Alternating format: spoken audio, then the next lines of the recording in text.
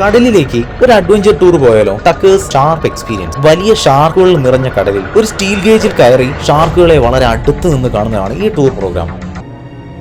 കഴുത്തിനേറ്റ കുത്തിന്റെ ആഘാതത്തിൽ ടക്കർ പിറകിലേക്ക് മറിഞ്ഞു വീഴുകയാണ്. ഒരു നിമിഷത്തേക്ക് അവൾക്ക് ഇതൊന്നും വിശ്വസിക്കാനായില്ല. ടക്കർ മെല്ലെ ബോധരഹിതനാവുകയാണ്. അവന്റെ അടുത്തുള്ള കീ ചെയിൻ എടുത്ത് അവളുടെ ഹാൻഡ് കഫ് അവൾ ഓപ്പൺ ചെയ്യുന്നു. ഭാഗ്യം, അവൾ ഇപ്പോൾ ഫ്രീ ആവുന്നു. എന്നിട്ട് ടക്കറിന്റെ അരയിലുള്ള കാറിന്റെ ചാവി കൂടി നോക്കാൻ വേണ്ടിയിട്ട് കൈ അടുത്തേക്ക് കൊണ്ടുപോയപ്പോൾ പെട്ടെന്ന് അബോധാവസ്ഥയിൽ നിന്ന് എഴുന്നേറ്റ് ടക്കർ അവളെ കൈക്ക് കയറി പിടിക്കുന്നു. ജീവനും കൊണ്ട് അവൾ ആ റൂമിൽ നിന്ന് ഇറങ്ങി ഓടുകയാണ്. ബോട്ടിന്റെ ആ അണ്ടർഗ്രൗണ്ട് റൂമിൽ നിന്ന് മുകളിലേക്ക് സ്റ്റെപ്പ് വഴി ഓടി കയറുന്നതിനിടയിൽ ടക്കർ അവളുടെ കാലിൽ കയറി പിടിക്കുന്നു. അതെ, ഇത്തവണ അയാൾക്ക് ഉന്നം പിഴച്ചില്ല. ആ സിറിഞ്ച കാലിൽ അയാൾ ഇഞ്ചക്ട് ചെയ്യുന്നു. ടക്കറിന് ഈ സമയം നല്ലൊരു ചവിട്ട് കിട്ടുകയാണ് അവളെ ഇടുന്നത്. ഇതിനിടയിൽ ഓടി മുകളിലേക്ക് രക്ഷപ്പെട്ട് ബോട്ടിലെ മൈക്രോഫോണിൽ നിന്ന് എമർജൻസി ഹെൽപ്പിന് വേണ്ടി അവള് വിളിച്ചുകൊണ്ടിരിക്കുമ്പോൾ റേഞ്ച് ലഭിക്കാത്തത് കൊണ്ട് കണക്ട് ആവുന്നേ ഇല്ല. അപ്പോഴാണ് ദൂരെ നിന്ന് ഒരു പാർട്ടി ബോട്ട് പോകുന്നത് കാണുന്നത്. സൈഫറിനെ രക്ഷപ്പെടുത്താൻ ആ ബോട്ടിലുള്ളവർക്ക് കഴിയുമെന്നുള്ള വിശ്വാസത്തില് ബോട്ടിന്റെ ഔട്ടർ പാർട്ടിലേക്ക് ഓടുകയാണ്. സഹായത്തിനായി ഉറക്കെ കരയുന്നുണ്ട് അവള്. ആ ശബ്ദം അവിടെ എത്തില്ല. ഈ സമയം ബോട്ടിന്റെ പുറത്തേക്കുള്ള വാതിലും തുറന്ന് ടക്കർ പുറത്തേക്ക് വരികയാണ്. അവൾക്ക് കാഴ്ച മങ്ങി തുടങ്ങിയിട്ടുണ്ട്. നേരത്തെ ഇഞ്ചക്ട് ചെയ്ത സിറിഞ്ചിന്റെ മരുന്നായിരിക്കുമോ അറിയില്ല. സ്ത്രീകളെ ഷാർക്കുകൾ ഇട്ടുകൊടുത്ത് കൊല്ലുന്ന കണ്ട് രസിക്കാൻ വേണ്ടിയിട്ട് ഉപയോഗിക്കുന്ന ക്യാമറയും ട്രൈപ്പോഡ് അവിടെ ഉണ്ടായിരുന്നു. അവന്റെ ശ്രദ്ധ തിരിക്കാൻ വേണ്ടി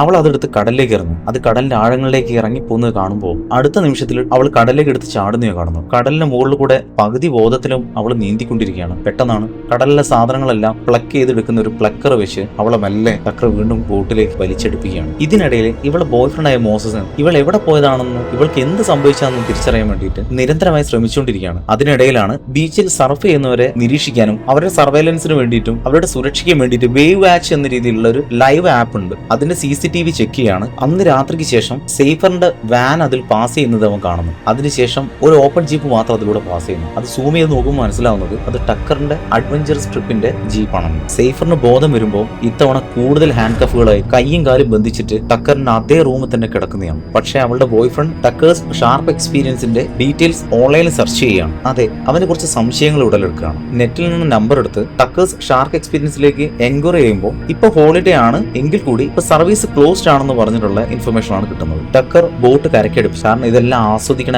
അവന്റെ ക്യാമറ വേണം. വളരെ ധൃതി പിടിച്ച് അവന്റെ ജീപ്പും എടുത്ത് അവനൊരു ഹൈപ്പർ മാർക്കറ്റിലേക്ക് പോവുകയാണ്. ടക്കർ അത് വാങ്ങി തിരിച്ചു വരുമ്പോൾ ഇവന്റെ സർവീസിനുള്ള പെർമനന്റ് അഡ്രസ്സിലേക്ക് സേഫറിന്റെ ബോയ്ഫ്രണ്ട് എത്തിച്ചേരുകയാണ്. ആരുമില്ലാത്ത ബോട്ടിൽ അവൻ പലതവണ വിളിച്ചു നോക്കും. ഒരു റെസ്പോൺസും ഇല്ല. അവൻ മടങ്ങി പോകാൻ നിൽക്കുമ്പോൾ എന്തോ ഒരു സൗണ്ട് കേൾക്കുന്നതുകൊണ്ട് അവൻ അത് ശ്രദ്ധിക്കാൻ ശ്രമിച്ചു. അണ്ടർഗ്രൗണ്ടിൽ നിന്നാണ് സൗണ്ട്. അവൻ എന്തോ കാര്യങ്ങൾ മനസ്സിലായ പോലെ പിന്നെ ഒന്നും നോക്കിയില്ല. ബോട്ടിന്റെ സൈഡ് വിൻഡോ പൊട്ടിച്ച് അവൻ ഉള്ളിലേക്ക് കയറി. കയ്യിൽ ഒരു കൂർത്ത ആയുധവും വെച്ച് ശബ്ദം കേൾക്കുന്ന ഭാഗത്തേക്ക് അവൻ ധൃതിയിൽ നടക്കുകയാണ്. ഈ സമയം ടക്കറിന്റെ ജീപ്പ് വളരെ വേഗത്തിൽ അവന്റെ ബോട്ടിന്റെ അടുത്തേക്ക് എത്തിക്കൊണ്ടിരിക്കുന്നു. ശബ്ദം കേൾക്കുന്ന ഡോറ് മോസസ് തുറക്കുമ്പോൾ സേഫർ അവിടെ വായിൽ പ്ലാസ്റ്ററും കൈയും കാലും ചങ്ങലയിലും ഇട്ട് ബന്ധിച്ചിരിക്കുന്നേ കാണുന്നു. അവൾക്ക് പറയാനുള്ളത് മുഴുവൻ അവൾ ഒറ്റ ശ്വാസത്തിൽ പറഞ്ഞു തീർക്കണം. എത്രയും പെട്ടെന്ന് എന്റെ കയ്യിലുള്ള ചങ്ങലകൾ പൊട്ടിക്കണം. അതിനെ പറ്റി എന്തെങ്കിലും ഒരു മെറ്റൽ പാർട്ട് നീ കണ്ടെത്തണം. ടക്കർ അയാളൊരു ഭീകരനാണ്. അയാൾ വരുന്നതിന് മുന്നേ ചെയ്യണം ഈ കാര്യങ്ങളെല്ലാം. പിന്നെ ഒരു കാര്യം കൂടി, പോലീസിനെ എന്തായാലും വിളിക്കണം. ഇതും കേട്ടുകൊണ്ട് അവൻ പുറത്തേക്ക് പോലീസിനെ വിളിച്ചുകൊണ്ട് ഓടുന്ന സമയത്ത് ടക്കറിന്റെ മുന്നിൽ തന്നെ ചെന്ന് പെടുന്നു. കീരിക്കാടൻ ജോസിനെ പോലുള്ള ടക്കറിന്റെ മുന്നിൽ രക്ഷപ്പെടുക അത്ര എളുപ്പമല്ലായിരുന്നു മോസിന്. അവന്റെ ആയുധം പിടിച്ചെടുത്ത് അവനെ തന്നെ ആക്രമിക്കുന്ന ടക്കർ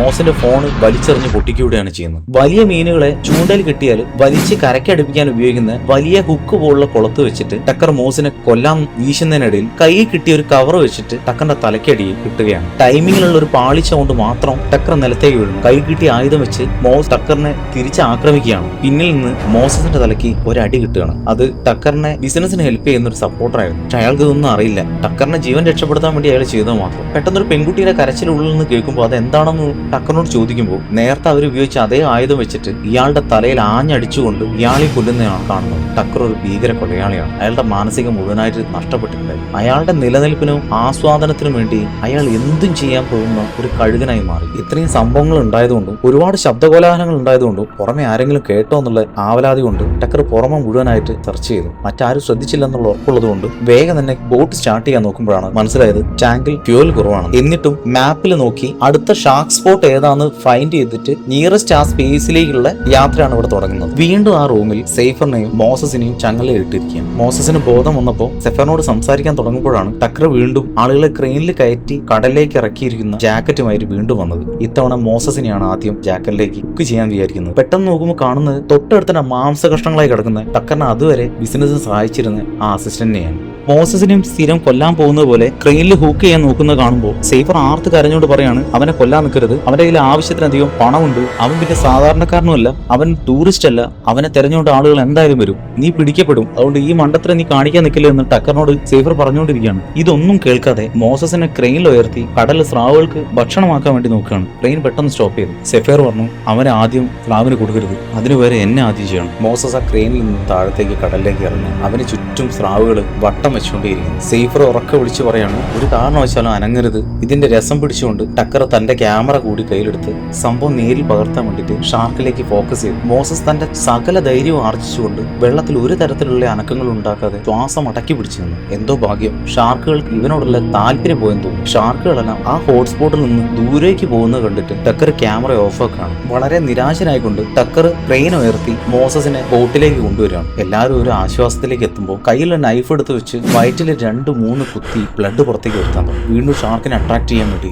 അവന്റെ തന്നെ ബ്ലഡ് കടലിലേക്ക് വരും. ഈ രംഗം കാണുമ്പോൾ നമുക്കറിയാം അടുത്ത സെക്കൻഡ് ഷാർക്ക് വീണ്ടും വന്നു. ഇതിനു മുന്നുള്ള ആളുകളുടെ പോലുള്ള ഒരു അവസ്ഥ തന്നെ ഇവനും സംഭവിക്കുന്നു. പക്ഷെ പെട്ടെന്ന് ഒരു ഹെലികോപ്റ്ററിന്റെ സൗണ്ട് ദൂരെ നിന്ന് കേൾക്കുന്നു. ടക്കറിന്റെ ഈ ഒരു മിഷന് ഒരു ബ്രേക്ക് വരാൻ പോവുകയാണ്. കാരണം അത് പോലീസിന്റെ സെർച്ചിങ് ഹെലികോപ്റ്റർ ആയിരുന്നു. ടക്കർ പെട്ടെന്ന് തന്നെ എല്ലാം സ്റ്റോപ്പ് ചെയ്യുന്നു. വീണ്ടും ടക്കറിന്റെ ആ ജയിലിൽ തന്നെ. പക്ഷെ ഇത്തവണ മോസസിന്റെ അവസ്ഥ വളരെ മോശമാണ്. വയറിനേറ്റ കുത്തിൽ ഒരുപാട് ബ്ലഡ് ലോസ് സംഭവിച്ചിട്ടുണ്ട്. ഷാർക്ക് അറ്റാക്ക് ചെയ്തില്ലെങ്കിലും മരണം ഏകദേശം ഉറപ്പായിക്കൊണ്ടിരിക്കും. തന്നെ രക്ഷിക്കാൻ വന്ന മോസസിന്റെ അവസ്ഥ ഇങ്ങനെ ആയല്ലോ എന്ന് ആലോചിച്ച് ഇനി എന്ത് ചെയ്യണമെന്ന് ചിന്തിക്കാൻ പോലും പറ്റാത്ത രീതിയിൽ വീണ്ടും ആ ചെയിന് പൊട്ടിക്കാൻ നോക്കുന്ന സഫേർ ആ ഹാൻഡ് കഫിൽ കിടന്ന് അവളുടെ കൈകൾ മുഴുവനായിട്ട് മുറിഞ്ഞിട്ടുണ്ടായിരുന്നു. ഒരു നിമിഷം അവൾ വീണ്ടും ആലോചിക്കുന്നു. എന്തോ നിശ്ചയിച്ചവൾ തന്റെ തള്ള വിരൽ പൊട്ടിച്ചുകൊണ്ട് ഹാൻഡ് കഫിന്ന് കൈ റിലീസ് ചെയ്യാൻ വേണ്ടിയിട്ട് അവൾ ഇത് ചെയ്യുമ്പോൾ പെട്ടെന്നാണ് വീണ്ടും ടക്കർ ആ റൂമിലേക്ക് കയറി വരും. പിന്നീട് ടക്കർ പറയുന്ന ഒരു സ്റ്റേറ്റ്മെന്റ് ആണ് സേഫറിനോട്, നമ്മൾ രണ്ടുപേരും ഒരേപോലെയാണ്, കൂടാതെ നേരത്തെ നിർത്തിവെച്ച ഷോയുടെ ബാക്കി ഇന്ന് രാത്രി നിന്നെ കാണിച്ചു തരാമെന്നും പറഞ്ഞു റൂം ക്ലോസ് ചെയ്തിട്ട് പോവുകയാണ്. ഇത്രയും സമയം അവളുടെ തള്ളവിരൽ അവൾ തന്നെ പൊട്ടിച്ചു വെച്ച് അതിന്റെ വേദന മുഖത്ത് പോലും കാണിക്കാതെ അവൾ പിടിച്ചു നിൽക്കുകയായിരുന്നു.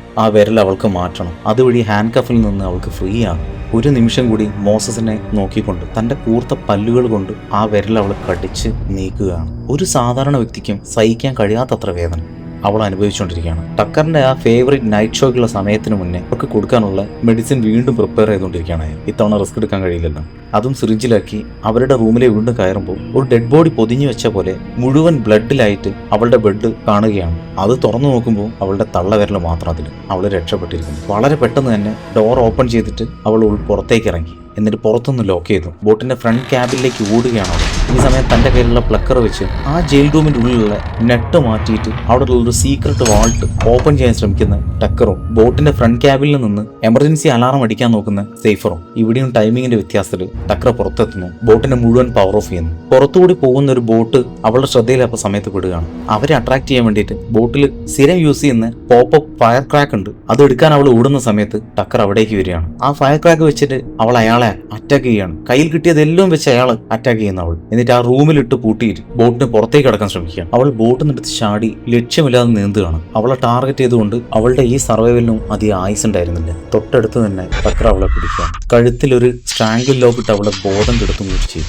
ഇത്തവണ മോസസിനെ കാഴ്ചക്കാരനാക്കി വെച്ച് അവളെ ഹുക്കപ്പ് ചെയ്ത് ക്രെയിനിന് താഴത്തേക്ക് ഇറക്കാനായിരുന്നു അവന്റെ പ്ലാൻ. എന്നിട്ട് അവളോട് പറയാണ് ഒരു ചൂണ്ടക്കാരൻ ഒരു മീനിന് കറക്റ്റായിട്ട് ഹുക്ക് കിട്ടിയെന്ന് മനസ്സിലാക്കി കഴിഞ്ഞിട്ടുണ്ടെങ്കിൽ അയാൾക്കറിയാം ആ മീൻ എത്ര ദൂരെ പോയാലും തിരിച്ച് അവന്റെ ബോട്ടിലേക്ക് എന്നെ കൊണ്ടുവരാൻ. ആ ചൂണ്ടക്കാരൻ അത് അറിയാമെന്നും അതുവരെ അവൻ അത് എൻജോയ് ചെയ്യുമെന്നും ടക്കർ പറഞ്ഞു. ഇതിനിടയിൽ മീൻ നടത്തുന്ന എല്ലാ ഫൈറ്റും ആ ചൂണ്ടക്കാരൻ ശരിക്കും എൻജോയ് ചെയ്യുമെന്നും ഇത് പറഞ്ഞു തീരുന്നതിനിടയിൽ ഒരു ഭീമൻ ഷാർക്കാണ് അവിടെ പ്രത്യക്ഷപ്പെട്ടത്. ടക്കറിന്റെ ഫേവറേറ്റ് നൈറ്റ് ഷോ തുടങ്ങാൻ വേണ്ടിയിട്ട് ആക്ഷൻ പറഞ്ഞുകൊണ്ട് ക്യാമറ ഓൺ ചെയ്യാണ്. 2 തവണ ശ്രമിച്ചെങ്കിലും ഷാർക്കിന് കറക്റ്റ് ബൈറ്റ് കിട്ടുന്നില്ല.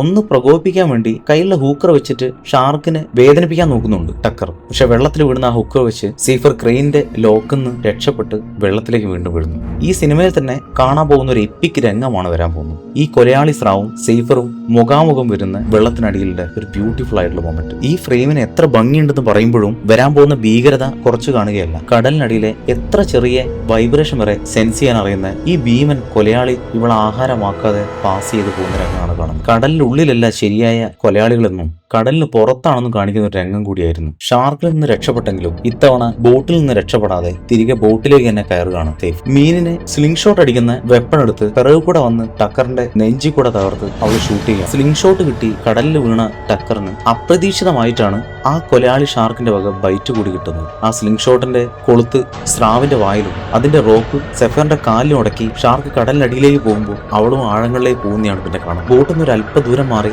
അവൾ കടലിന്റെ ആഴങ്ങളിൽ നിന്ന് പൊങ്ങി വരുന്നു. ഒരു ഡീപ് ബ്രീത്ത് എടുത്തതിനു ശേഷം തിരിച്ച് അതേ ബോട്ടിലേക്ക് തന്നെ അവൾ നീന്തി കയറി ആദ്യം തന്നെ മോസസിനെ എഴുന്നേൽപ്പിക്കാനാണ് നോക്കുന്നത്. അവസാനമായിട്ടുള്ള ആ ഒരു ഫ്ലെയർ ഗൺ കൂടി പൊട്ടിച്ചുകൊണ്ട് പാസ് ചെയ്യുന്ന മറ്റൊരു ബോട്ടിന് ഹെൽപ്പിന് വിളിക്കുമ്പോൾ ഇത്തവണ ഭാഗ്യം കേട്ടതുപോലെ അവർ റെസ്പോണ്ട് ചെയ്യുന്നു. അവരെ ഹെൽപ്പിന് വേണ്ടി ബോട്ട് തിരികെ വരുന്നു. മോസസ് ഇത്രയധികം ദുരിതം അനുഭവിച്ചത് അവളോടുള്ള സ്നേഹം കൊണ്ട് മാത്രമാണ്. അവളെ മറക്കാൻ അവന് ഒരിക്കലും കഴിയുന്നില്ലായിരുന്നു. ഇത് തിരിച്ചറിയുന്ന രംഗം കൂടിയായിരുന്നു പിന്നീട്. ഒടുവിൽ സെഫേറും മോസസും ഒരുപക്ഷെ ജീവിതത്തിലെ മടങ്ങുന്നു എന്നൊരു പ്രതീതി നിലനിർത്തിക്കൊണ്ടാണ് ഈ സിനിമ അവസാനിക്കുന്നത്. ഇനി പുതിയൊരു സിനിമയുടെ ത്രില്ലിംഗ് എക്സ്പീരിയൻസുമായി വീണ്ടും കാണാം. ഇവിടെ മൂവി ഫ്രീക്സിന്റെ ഈ എപ്പിസോഡ് അവസാനിക്കുന്നു. കൂടുതൽ മൂവി നരേഷനുകൾക്ക് ഈ ചാനൽ സബ്സ്ക്രൈബ് ചെയ്യാൻ മറക്കരുത്.